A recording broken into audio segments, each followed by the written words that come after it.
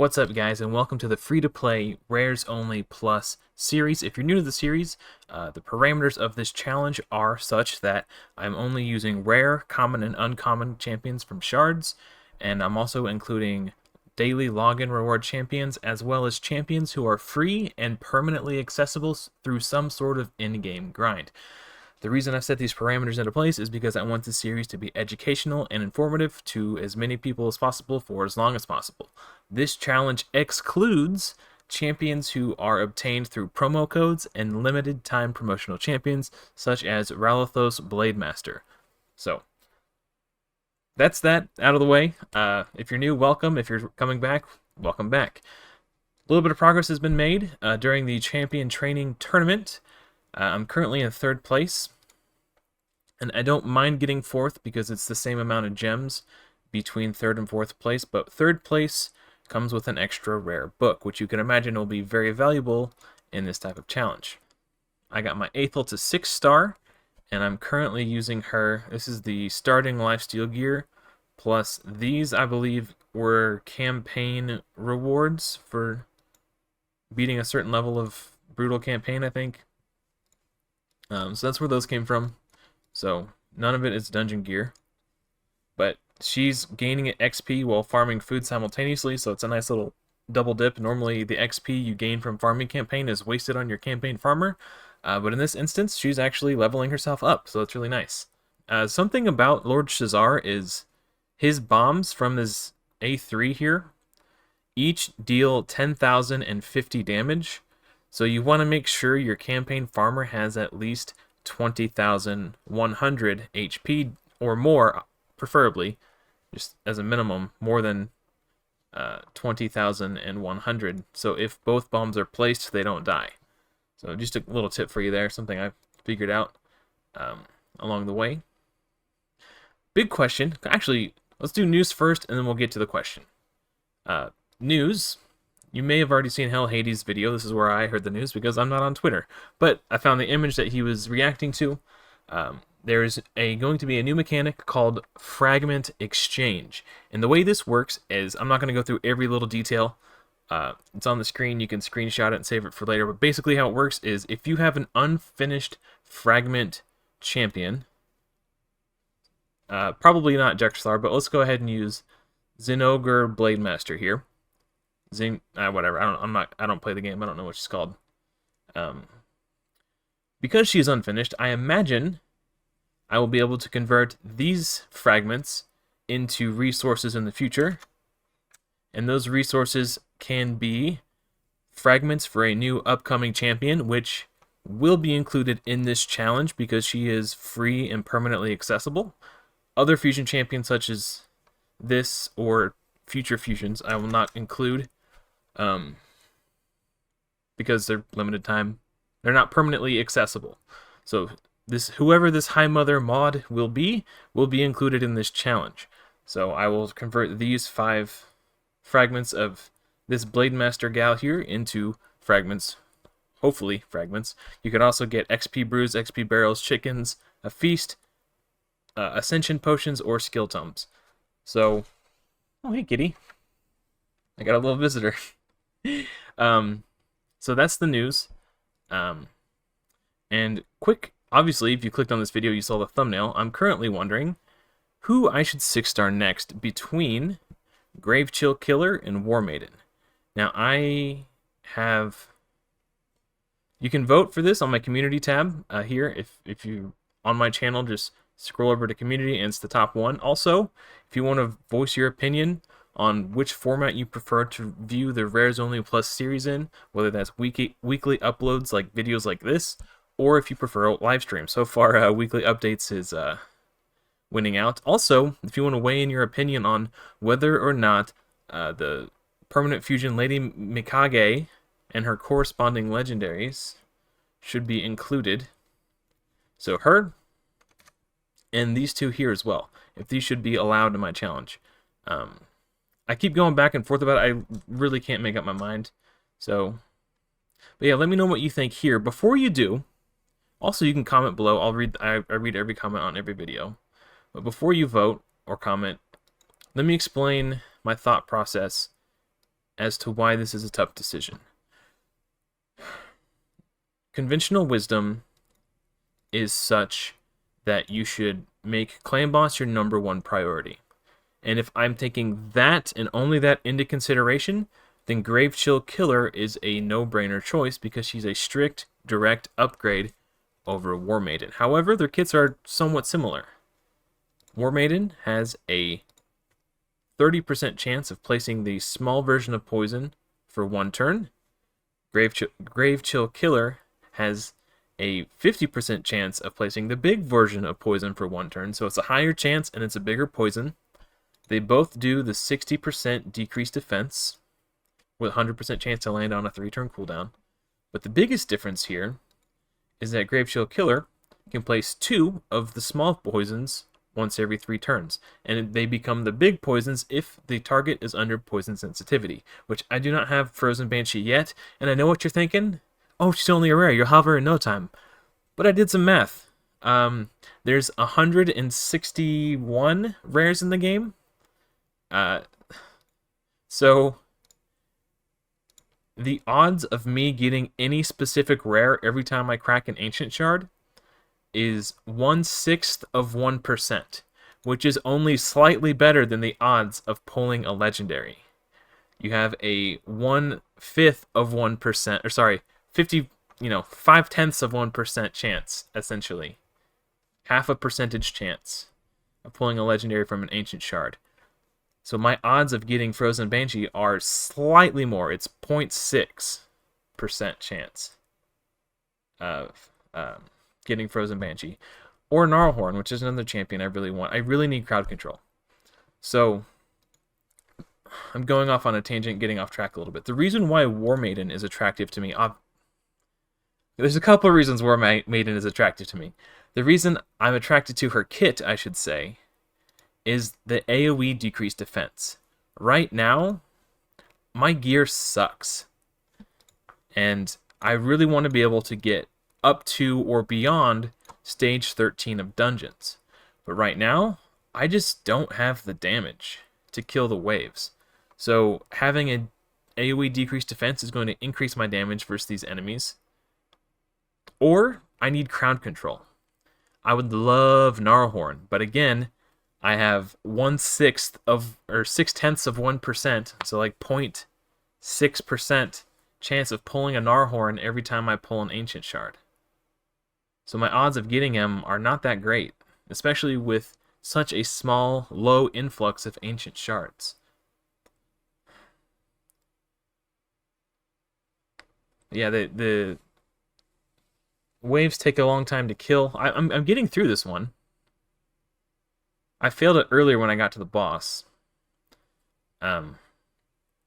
Obviously having 2 level 30s and a level 40 in the dungeon group don't help very much as well. But if Warmaiden doesn't die on the waves, which she will be less likely to if she's level 60, she's more likely to make it to the boss, which means I'll have decreased defense on the boss, which is going to massively increase my damage output on the boss. I already have Weaken from Aethel, which is nice. If I can get enough accuracy on her. There we go. But yeah, being able to farm stage 13 would be huge, because at stage 13, you unlock 6-star gear. So at stage 12 and under, like 10 to 12, it's 4-star and 5-star. At stage 13, it's 4-star, 5-star, and 6-star. So that would be a massive boon to my account. So there's definitely consideration for Warmaiden. I suppose Gravechill Killer could also make it to the boss at 6-star. And she would give me more poisons on the boss too. So that's something to consider as well. Am I going to beat this stage? Did I click on the wrong one? I totally failed last time.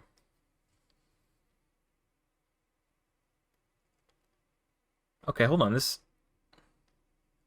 So if I had Gravechill Killer to put out poisons and decrease defense, I don't know. But here's another consideration. Every day, not every day, some days I get an advanced quest that asks me to to beat a Faction Wars boss.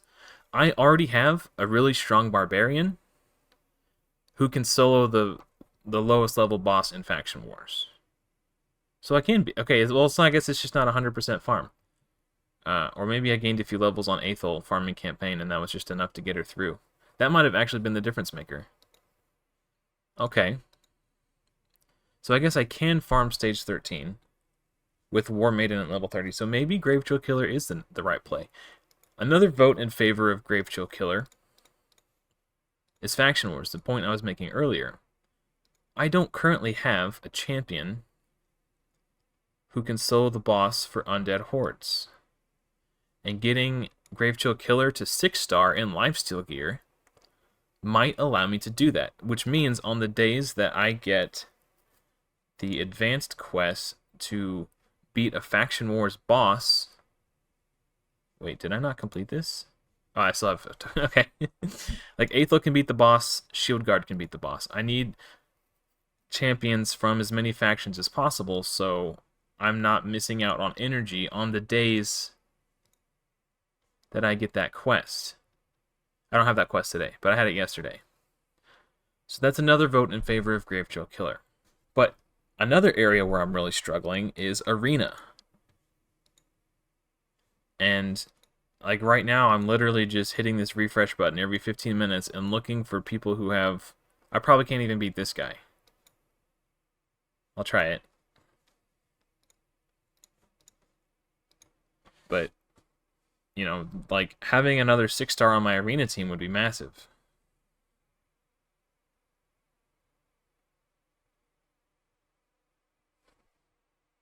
So yeah, I'm definitely punching way above my weight class. As I'm making this video, I think I kind of talked myself into Gravechill Killer.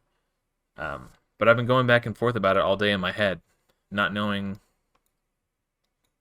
which would be the more optimal route. Warmaiden definitely isn't bad for clan boss. But Gravechill Chill is definitely better. So another quandary, since I mentioned earlier, as much as I'd love a Gnarlhorn, I can't count on pulling one. It's going to be pretty rare. So in terms of crowd control, what I think I'm going to have to do is farm up a Greybeard from the campaign. Fully booked, he has a 40% chance of doing a freeze on an AoE with damage that scales off defense. He has a 70% chance to provoke on his A1, and then he places a shield and counterattack buff on himself. So when he gets hit, he'll counterattack and then have a 70% chance to place that provoke on his A1. And then when he comes around to it, he has an AoE freeze with a 40% chance. That's not bad for a rare. You think about Seal of the Drakes, maybe that's not a fair comparison. She's got a 35% chance to freeze, but it hits twice, and each hit has a chance to place stun.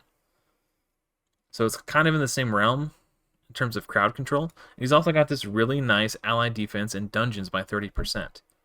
So I might have to go get myself a Greybeard just to make it through higher stages of dungeons.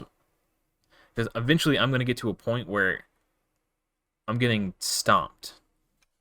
And I'm going to need crowd control.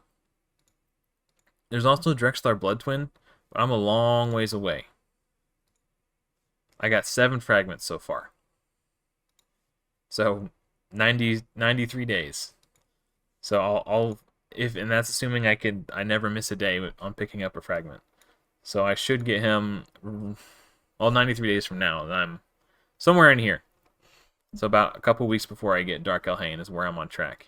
Another option is Yakarl the Scourge. But again, the clan I'm in doesn't have this unlocked. Even if I started today, right now, I'm picking up 3 expert quests and getting 600 clan gold a week. But it costs 750.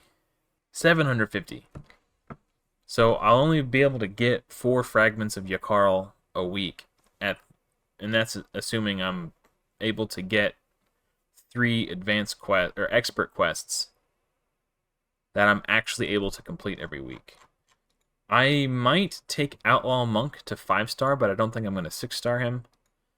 He's got the 2 big poisons on his A2 on a 3-turn cooldown, and his A1 has a 25% chance. His A1 has a 25% chance of granting an extra turn, which will help him get to this cooldown faster. Also, quick note, I I decided I'm not going to be using Relentless gear on any of my champion builds for this series.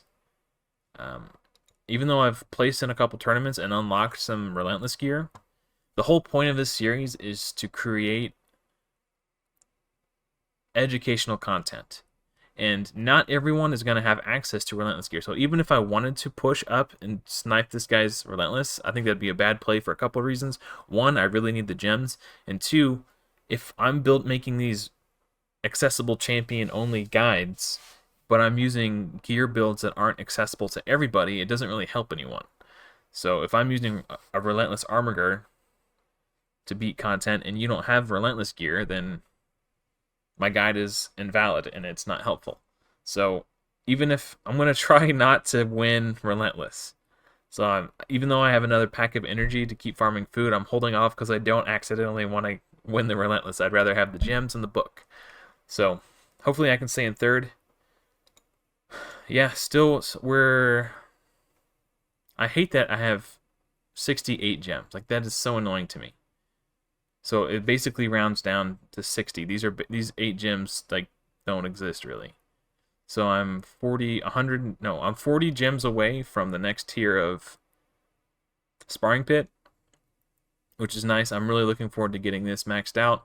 And then as soon as this is maxed out, we're going to start unlocking the gem mine. So this is priority 1, this is priority 2. That's what we're saving our gems for, and then in between, I'm just using my daily refills to farm food. Right now I'm leaning towards Gravechill. Let me know what you think, either in the comments or in the survey on my community page. And also let me know if you prefer these style of videos or live stream content.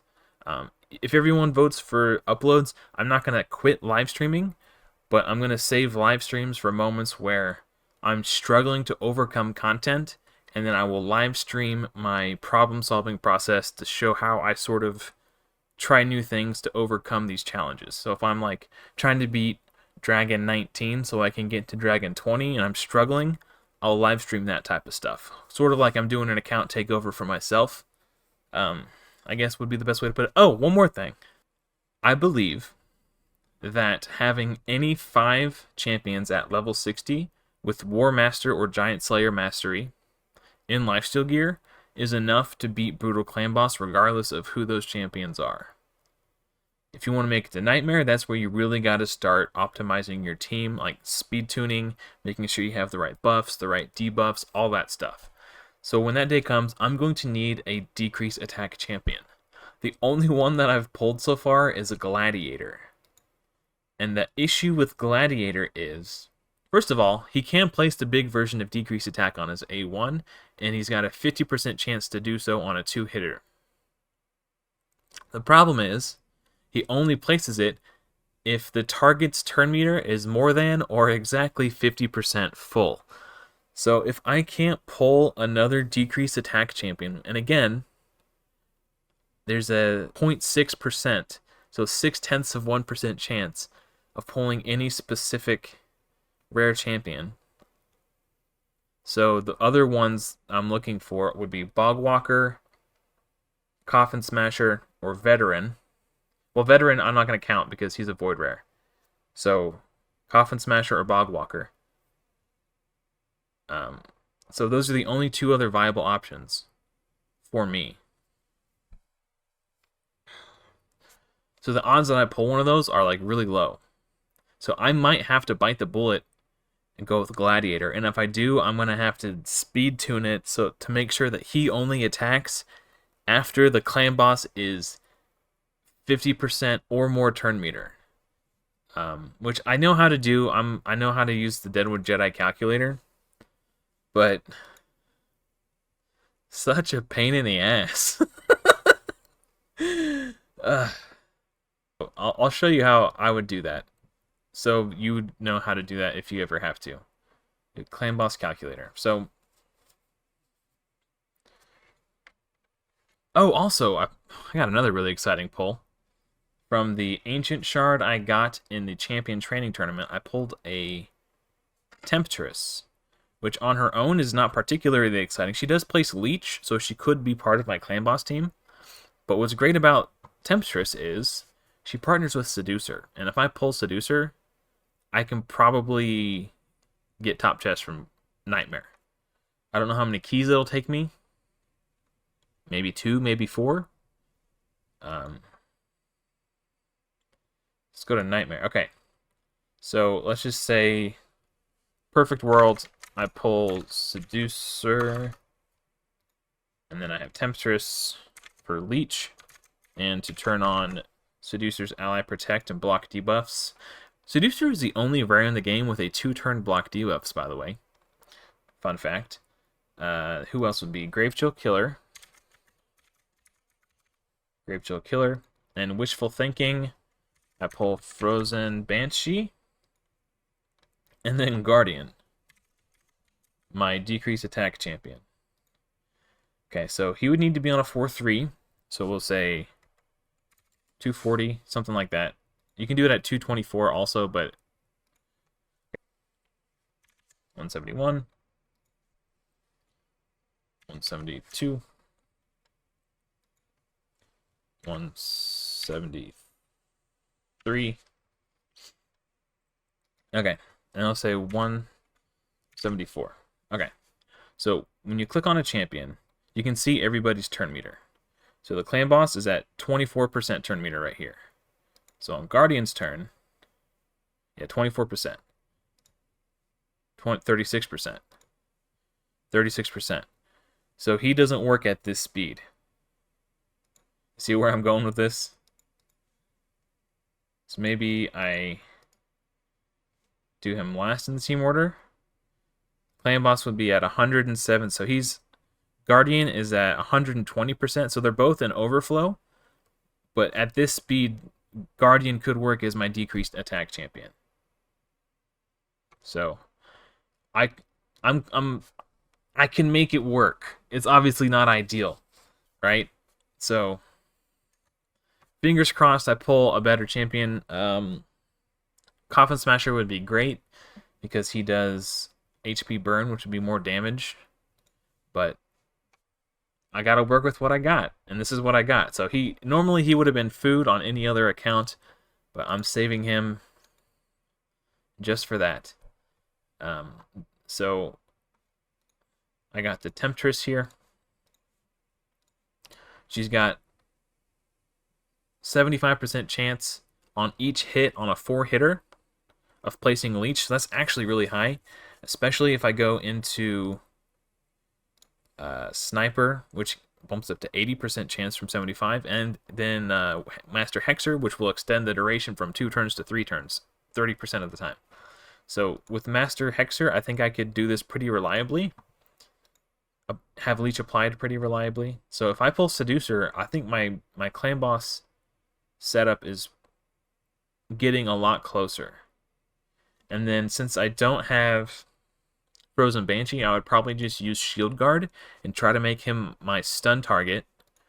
Because of his passive, he will cleanse. I'll just have to get my keys on Void and hope I don't see Spirit. Spirit Affinity will... Actually, no, if I have Seducer, then I have block debuffs for 2 turns. Yeah, how about that? Maybe it will be a buff extender. I've got a Hellborn Sprite in here somewhere. I don't know. I got options, okay? They're not perfect, but they're there. And that's the whole point of this challenge. We're not using the best in slot champions. We're using rares and permanently accessible free champions only.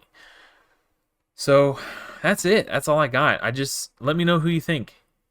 Also, let me know what you think of the thumbnail. I thought it turned out really good. I was really excited when I was putting it together.